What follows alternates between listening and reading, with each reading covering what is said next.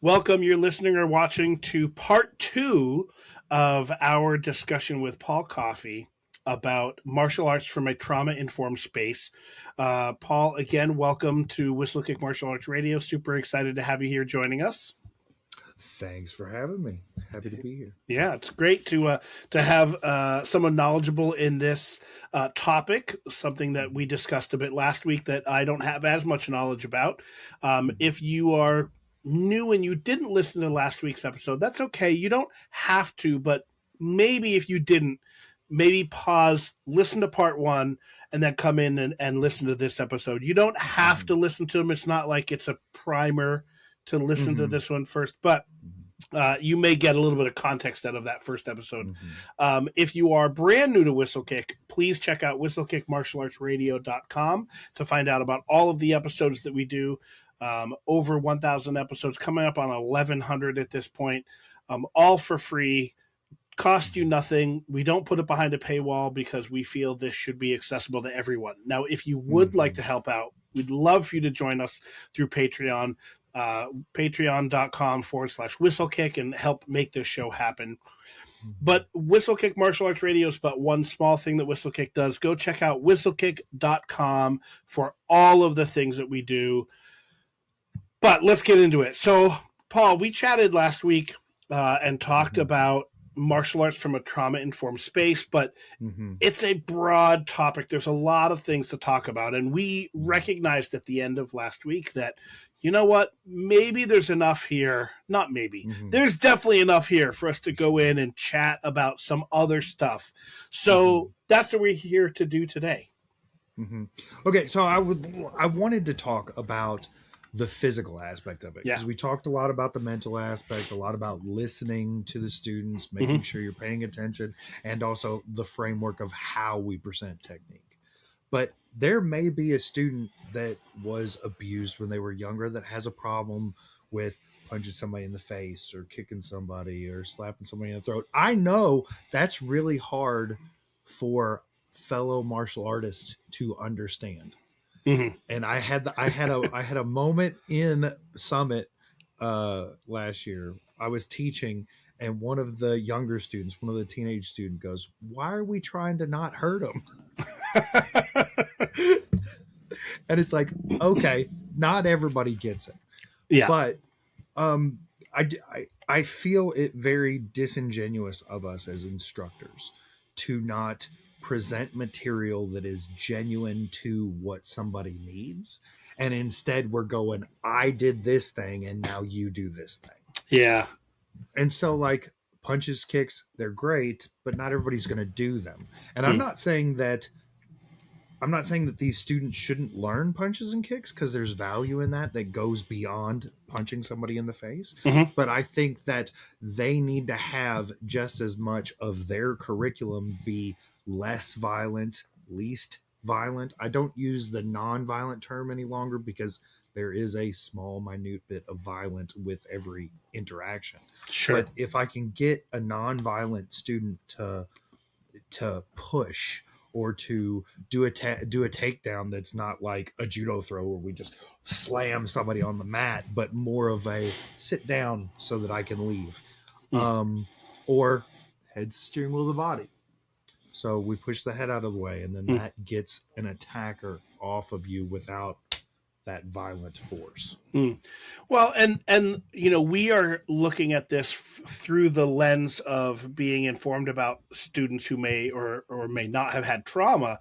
But let's face it, there are times, and we've done an episode on this. You can go back about a month ago. We did an episode on, you may just not want to actually hurt the other person, that, like, whether not even looking at it through the lens of, I have been a victim and I don't want to be violent towards someone. You could be at a wedding and your uncle is drunk and getting handsy, right? So there are other reasons to be able to subdue someone or deal with a situation and not have it be, quote, as violent, right? Putting it in air quotes. I mean, we're looking at it from a trauma perspective, and I think we should continue that. But I think a lot of these things that we're going to discuss would be relevant in any situation. Sure, I tell a lot of my peers, and I also tell my students, like, first of all, this is 2025, and fisticuffs don't rule the land. There's not people that are dueling or let's go settle it in the streets. That's just not what happens anymore. So us as martial artists, we have to be more responsible with our, I have a new term, Andrew, with Ooh. our non-ceremonial violence. Oh, Because interesting. the violence that we do within the dojo is ceremonial violence. Oh, interesting. So, but with the non-ceremonial violence that's out in the streets, we have to be careful. And I'm not saying that for standpoint of the other person, but very much for us, because the line of what is self-defense now is much less than what it was in the 80s, 90s, 70s, like, Mhm. so we do have to be more careful in that regard. And also, for anybody that I teach that's in law enforcement, anybody that's ex-military or in the reserves or active duty but is home, I'm still teaching them, like, you you might get in trouble. I don't want to see you be the next person on the news for doing the wrong thing, Mm, mm. and would rather see you be able to handle that situation with care. And it actually, I will also say, I talk too much, Andrew. I'm sorry. No, no, no. It's It, no, it's it, good. this started decades ago, because there was a situation. I'm from Louisville, Kentucky, for those who don't know, and there was a situation in Louisville where two police officers shot and killed a guy who was already in handcuffs because he had a box cutter. Mm, And I got furious about that, for the simple point that law enforcement is probably the hardest job in our society, and it's the most under supported and underserved job. My opinion. You mhm. can come at me. I have had plenty of people already on the internet unhappy with that opinion. But I think that the things that we see that are negative in that light are a direct result of the lack of support.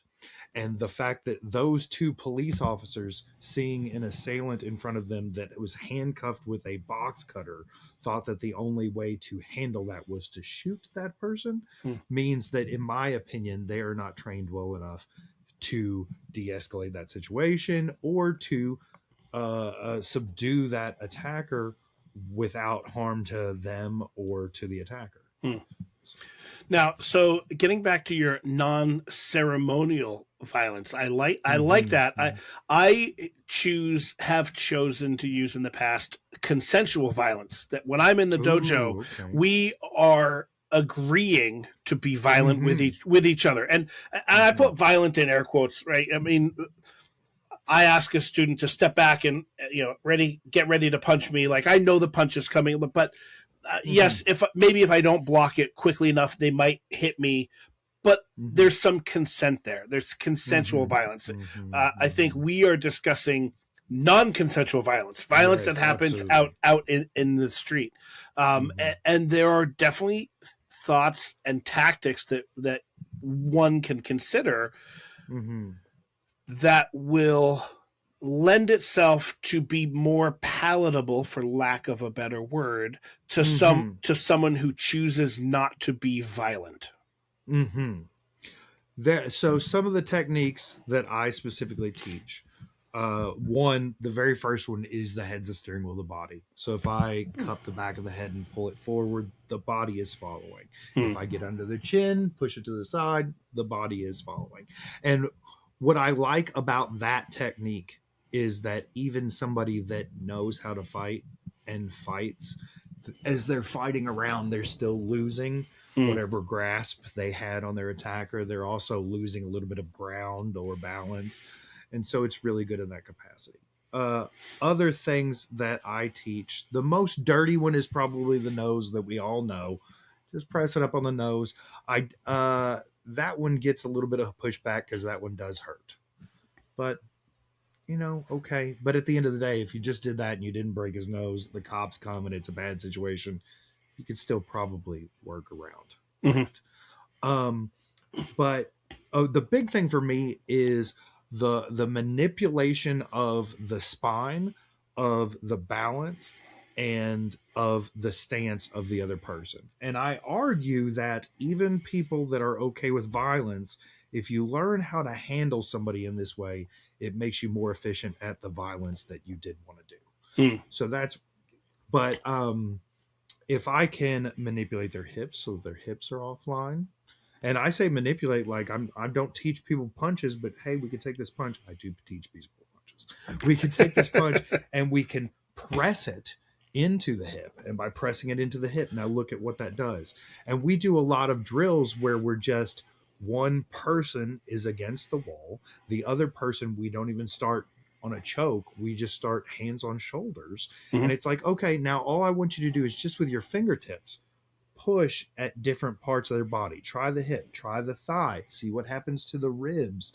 Try two different angles, in and down, or in and to the side, and see what works. And then by learning what works, we can like move around that. And then the other thing, like I said, was the spine. So like if I can get him to turn his hip, instead of continuing that motion around for the hip, I may go to the spine next, because then I can push him away from me in that capacity. The other thing that I'll say before I give you the floor back is every time that I do these, our goal is as much room and separation as possible for the victim, because space is what's important. They've encroached on my space and I want that to stop existing. Yeah. And I think the biggest distinction that we are making here is that there is a difference between, for lack of better words, there's a difference between a strike and a push. Right? Absolutely. You can push someone with a fist. That's not a strike, right? Now, most of the time, you could also just open the hand and use it as a what one would look at and typically see as a push with an open hand. But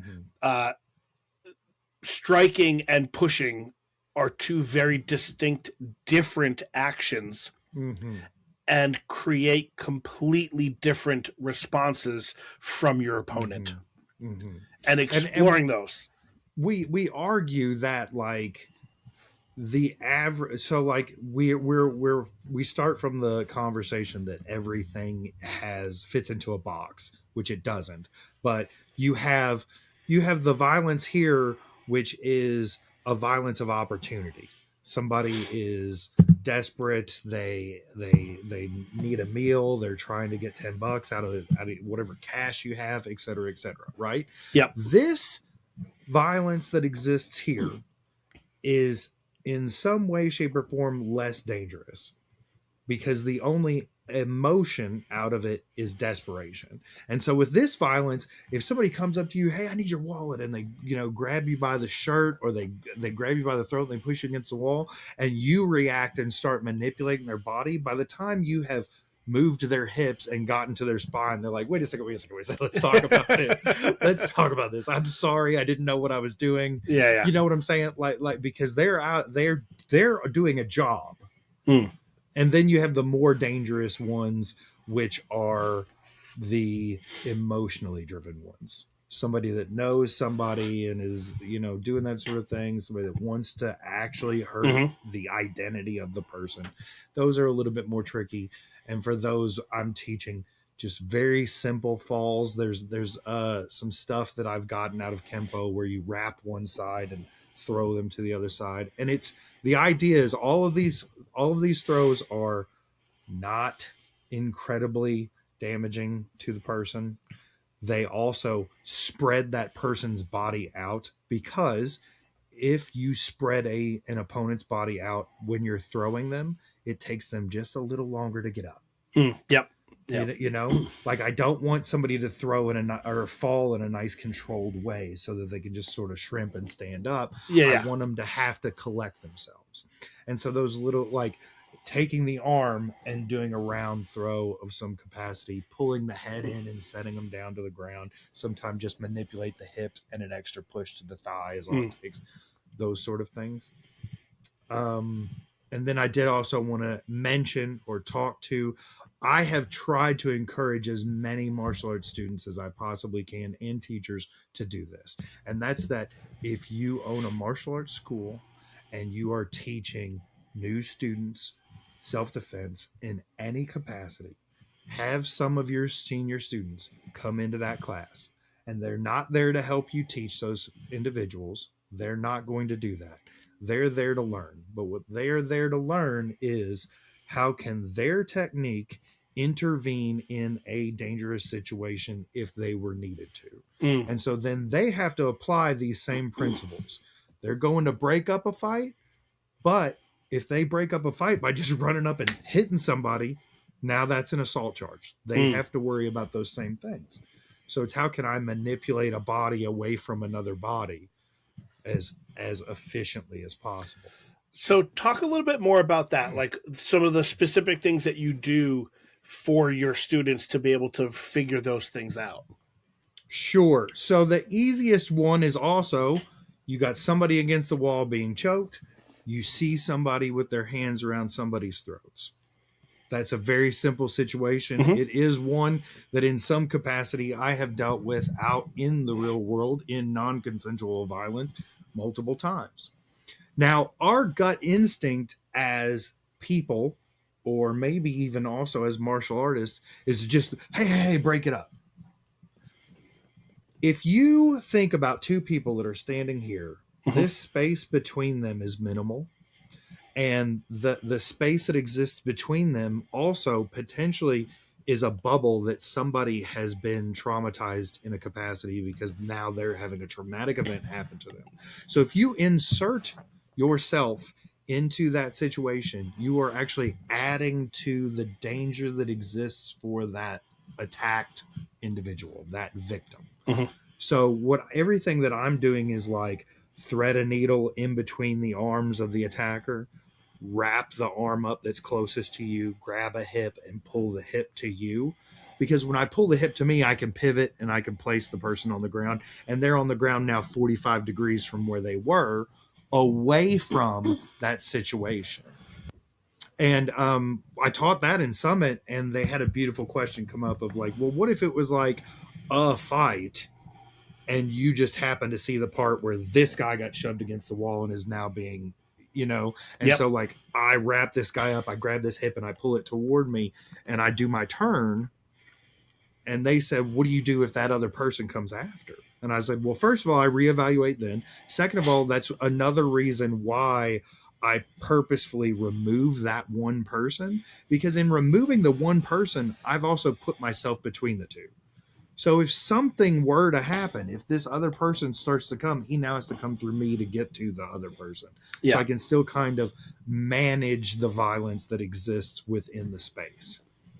So that's pretty much it. We drill a very simple technique that comes from a technique that's taught in jails called handle with care. And in handle with care, you take both hands and you go up over a person's arm and then wrap through the back. I only use one arm so that I have the other arm to actually manipulate the body. Sure. As opposed to just trying to force them over. And what I've done is we start with the person against the wall being choked, the other person choking, work on that. And after we got that, then we play around with it. Well, what happens if that person's now on the ground? You can do the same technique, but now you have to modify it. You have to be conscious of how you're doing it. Yeah. And it can get more dangerous in some ways, less dangerous in other ways. And we play around with that. Maybe we play around with the attacker's got his head against the wall.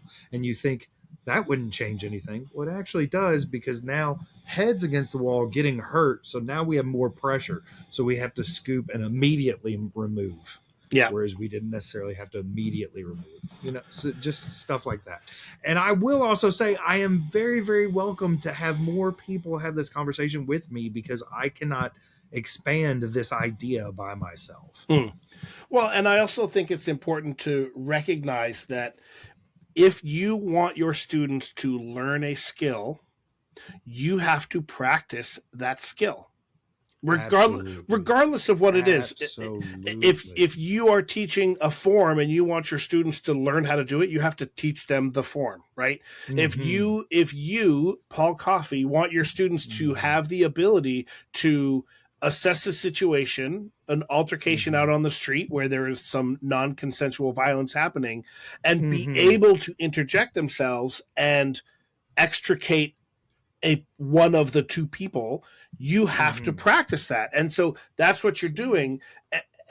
I find all too often martial arts instructors somehow miraculously think that their students will just magically know how to do things that aren't practiced. Whether and sometimes Mm-hmm. it's as simple and silly as, and Jeremy and I have talked about this before, um, having instructors who on their black belt test will have a student expect a student to do something that they've never practiced in school before. Mm-hmm. Something as simple as we expect you to, in order to test for your black belt, you have to, I don't know, do 100 push-ups in, Mm-hmm. 5 minutes or whatever. Mm-hmm. Well, if you never do push-ups in class, it's unrealistic for you to expect them to do that, right? And I think the same thing can be said of A, these skills, and B, and I harp on this quite a bit, how often do you as a martial arts instructor, and I don't mean you, Paul Coffey, I mean people Mm-hmm. listening, but how Mm-hmm. often do you as a martial arts instructor tell your students to show up in jeans and Yes. and do Yes. techniques wearing street Mm-hmm. clothes? Mm-hmm. I think it's probably one, maybe I won't go so far as to say one of the biggest, but it is a huge Mm-hmm. downfall, I think, of us martial arts instructors teaching self protection or self defense or Mm-hmm. whatever you want to call it. Mm-hmm. Is that we get to our school and the first thing we do is put on comfy PJs to work out Mm-hmm. in. Mm-hmm. But if you're out on the street not wearing your comfy white PJs or whatever color you wear in your school, Right. it can be very different, and it's a skill that has to be practiced. Okay. So the other thing is conceptually, if we think about jujitsu for a second, Mm-hmm. right? Jujitsu has a collar choke. Collar chokes work. Do they work with this hoodie that I'm wearing right now? Not as well because Yep. it's very soft. You can get it. You have to work harder for it. But Sure. like, I wouldn't know how to put a collar choke on with a hoodie if I Mm-hmm. didn't work with somebody that had a hoodie on. I wouldn't know how to get out of that situation if I didn't work with somebody while wearing a hoodie. Of course. You know, so that same thing, it's a universal application. Whenever I don't teach self-defense classes or seminars, I teach what is called a self-defense clinic, and it is mandatory for anybody that they come to at least 6 weeks. Mm-hmm. It's like, if you don't want to do martial arts, that's fine, but I need you to commit because I can't teach you it in 4 hours. I can't, No. and I'm hoping that the repetition helps them stick. And most of them stay around longer than 6 weeks. But I Yeah. tell them, I don't want you to wear workout clothes. You're not coming to the gym. I don't want you to wear a gi. I'm not going to give you one. I want you to wear the clothes that you wear when you walk to the office. I want Mm-hmm. you to wear the clothes that you wear when you go to the mall. I want you to, we have a class that I do that we call bar night. Wear Oh, clothes. interesting. Yeah. Wear clothes that you're going to wear when you go out, when you go to the bar, when you go on a date, when you do Mm-hmm. those sort of things, because people don't practice in dress shoes. People don't practice in, High so like heels. all that stuff. Yeah, high heels, or you know, or a woman's like fancy flat shoe. Mm-hmm. I don't even know what they're called. Maybe they're just called flats. But you know how they have the type of sole that's similar to a man's dress shoe that where it like Mm-hmm. it'll slide. Yeah. Yep. How do you fight when it slides? You have to know those things. Yeah. Yeah. Absolutely. And so taking time out of your class to teach those types of skills can be very, very valuable for sure. Absolutely. Absolutely. I will also say that if you are a martial arts instructor and you're like, I already teach that, if you aren't specifically saying that, you're not specifically saying that. If it's inferred, it's still not taught. It needs to be blank, bluntly said it needs to be in their face so that they can get it in the same capacity that Mm. if they did the sidekick wrong, they drill the sidekick for a half an hour until they got the sidekick right. Yep. It all needs to be very blatantly said and out in public, boom, so that people can get it. Yeah. Your BJJ collar choke is a great example. It's one of the things that I love about BJJ is they will often have a no gi and gi class, so that they are training with not someone who's not wearing a uniform, or something that we in New England have talked about. Jeremy and I have talked about being here in New England that you probably don't have to deal with as much. But we've got snow and ice on the ground right now. I don't go outside right now wearing just a t-shirt. Like I'm wearing a big puffy jacket because it's cold, or big winter boots. And moving and manipulating my body while wearing those boots is very, very different. So, do you know the other point that brings up is temperature? Absolutely. If you were to get attacked in that big poofy jacket, how quickly your body temperature rises, and then the ability for you to regulate that response of being too hot while also fighting. Yep. We don't have snow on the ground currently. It did just drop to 20 degrees. We have what we call moody weather around here. Yesterday it was 50. Today it's 20. Yeah. But the point of that is one of the things that I have done for my entire tenure of martial arts is take students outside from time to time, and we don't do that in the dojo enough. Yeah, like let's we're not going to spend the whole class outside, but it's 20 degrees. Let's go outside for 10 minutes. You gotta feel the difference. You gotta be able to breathe when it's cold or when it's hot. You gotta be able to keep moving and keep going. Yeah. So we kind of stepped away a little bit from specifically trauma-informed martial arts, but I think getting back to it, if there's a skill that you want your students to learn, you have to practice that. And if you have students that are hesitant or downright don't want to be violent towards someone else or cause violence upon someone else, learning those types of skills can be very valuable. Absolutely. And when I was in Summit, Sarah Beth said that one of her favorite nonviolent skills is, ew, what's that? And just point to a spot on the floor and it makes people look away. I have said that one of my favorite nonviolent techniques is to paintbrush somebody's face. If somebody is close enough and you just go like that, not in a violent way, I'm not stabbing, poking eyes, I'm literally just doing this. Yep. It makes them rethink a lot of things. One, because you can reach their face. Yeah, they realize how close they are.